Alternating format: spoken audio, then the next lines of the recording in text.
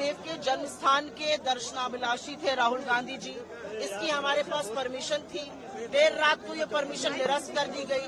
अभी जो अधिकारी आ रहे हैं उनके पास कोई जानकारी नहीं है। यहाँ के लोकल एमएलए और लोकल एमपी को वहाँ जाने की अनुमति है। राहुल गांधी जी खुद इस देश के एक चुने हुए सांसद हैं, बस उन्हीं को वहाँ जाने की अनुमति नहीं है। ये कुछ नहीं है, ये असम की सरकार का डर है, ये नरेंद्र मोदी जी का खौफ है जो यहाँ पर सिर चढ़ के बोल रहा है। उनको लगता है कि ये देश जुड़ जाएगा तो उनकी विभाजन की और नफरत की राजनीति कैसे चलेगी। आप खुद ही मुझे बताइए कि एक एमपी और एक एमएलए जा सकता है यहाँ का, लेकिन राहुल जी जो खुद चुने हुए सांसद हैं, जो भारत जोड़ो न्याय यात्रा कर रहे हैं, वो वहाँ नहीं जा सकते। ये कौन सा लॉजिक है? कोई ये समझाएगा असम में हमें इस बात का? आप लोगों ने जाकर वहाँ फैक्ट चेक किया कि किस तरह की लॉ एंड ऑर्डर की प्रॉब्लम वहाँ हो सकती है, जिसका हवाला वो लोग दे रहे हैं? क्या 50,000 लोग हैं वहाँ पर, या लोकल लोग राहुल गांधी को आने नहीं देना चाहते? आपको लगता है कि मंदिर जाकर दर्शन करना किसी की भी श्रद्धा हो सकती है? उसकी श्रद्धा में रोड़ा बनने का, उसकी श्रद्धा में खिलवाड़ करने का काम हेमंत बिस्व शर्मा अपने निरंकुश शासन से कर रहे हैं। असलियत यह है कि हम शांति से मंदिर जाते, वहां पर दर्शन करते, उनके मूल्यों को आगे बढ़ाने का संकल्प लेते और ये यात्रा अनवरत आगे चलती रहती।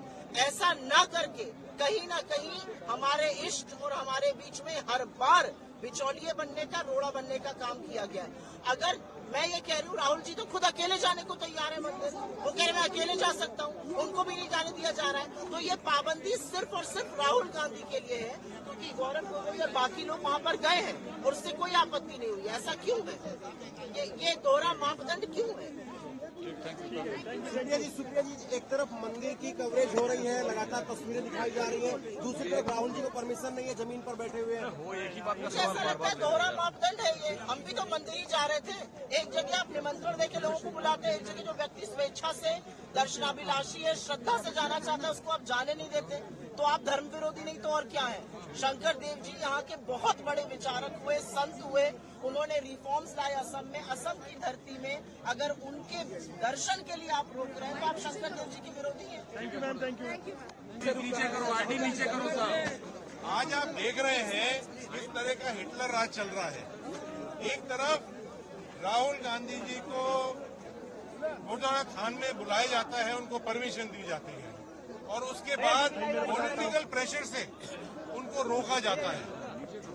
वहाँ के सांसद को रोका जाता है, वहाँ के विधायक को रोका जाता है। अब बड़ी मुश्किल से यहाँ के एडमिनिस्ट्रेशन से बात करके यहाँ के स्थानीय सांसद और विधायक वहाँ जा पाए हैं। तो आप देख रहे हैं, एक तरफ राम मंदिर के लिए इतना बड़ा एक कार्यक्रम हो रहा है और दूसरी तरफ निमंत्रण भेजते हैं और सामने यहाँ नहीं जाने दे रहे हैं। तो एक तरह से हेमंत बिस्व शर्मा और भारतीय जनता पार्टी डरी हुई है। ये यात्रा का आज आसाम के अंदर चौथा दिन है और 4 दिनों के अंदर हर जगह के ऊपर कोई न कोई व्यवधान पैदा करते हैं, कहीं झंडे जलाए जाते हैं, कहीं गेट जलाए जाते हैं। तो भारतीय जनता पार्टी है डर चुकी है। सर, भारत की जनता के सामने आज एक ही यक्ष प्रश्न है। जब राम जन्म प्राण प्रतिष्ठा कार्यक्रम का जश्न मनाया जा रहा है, उसमें विघ्न भाजपा के, यहाँ की सरकार के कारण, मुख्यमंत्री के कारण हो रहा है या कांग्रेस के कारण? देखिए, आज जो मैं ये कहना चाहूंगा आपको कि आसाम के अंदर भारत जोड़ो न्याय यात्रा चौथा दिन है इनका, और हर स्थान पर राहुल गांधी जी जा रहे हैं।